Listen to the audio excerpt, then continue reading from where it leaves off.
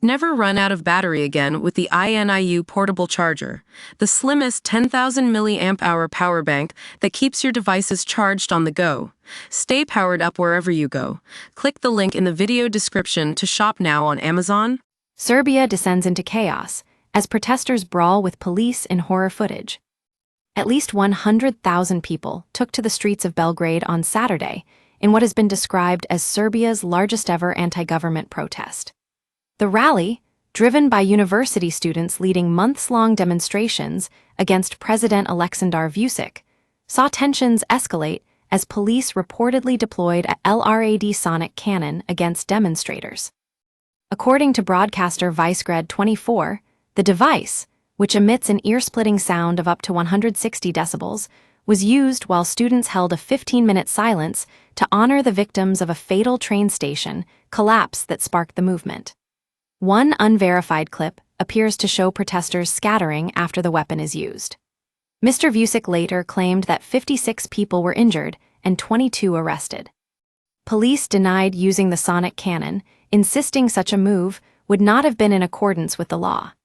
Despite heavy rain, vast crowds filled the city center, with public transport halted as protesters streamed in from all directions. Read more. Donald Trump launches strikes against Houthis and makes chilling threat to Iran.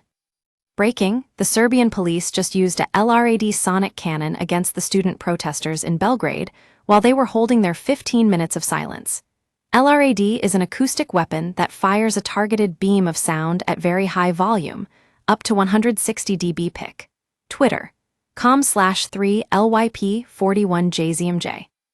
Serbian authorities claimed the demonstration peaked at 107,000 attendees, though independent media suggested the true figure was significantly higher. Following scattered clashes between police and protesters, student organizers abruptly called for an end to the demonstration, citing safety concerns. The mass protests, which began in response to the November disaster that killed 15 people, have since evolved into a broader movement against corruption and alleged government negligence. Protesters accuse Mr. Vučić's administration of overseeing a system rife with cronyism and disregard for public safety, demanding accountability for the tragedy. Many carried banners reading, "He's finished," while chants of "Pump it up," a slogan adopted by the movement, rang through the streets. Authorities have responded with a heavy-handed crackdown. Serbia's Interior Minister Ivica Dačić said 13 people had been detained overnight, including 6 opposition activists accused of plotting to stage a coup. Don't miss, Russian economy meltdown as output nosedives sparking company collapses in sight. Trump issues WW3 nuclear warning, which would be a war like no other analysis. Putin slaps down Trump's request to prevent Ukraine massacre pictures. We use your sign-up to provide content in ways you've consented to and to improve our understanding of you. This may include adverts from us and third parties based on our understanding. You can unsubscribe at any time. Read our privacy policy. Reports also emerged of Serbian border officials blocking journalists from Croatia and Slovenia, claiming their presence posed a security risk.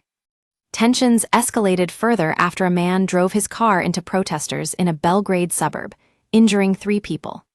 Meanwhile, members of a pro-Vučić counter-demonstration, which includes ex-paramilitary figures and football hooligans, have been camping outside the president's headquarters in a show of support.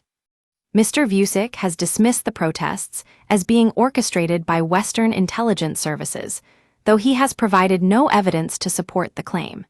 He has also rejected calls for a transitional government to oversee early elections, further fueling opposition anger.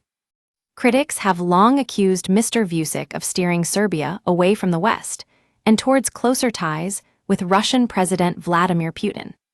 Despite Serbia's official status as a European Union candidate, Mr. Vučić has refused to impose sanctions on Moscow over its invasion of Ukraine, while his government has deepened economic and military cooperation with Russia.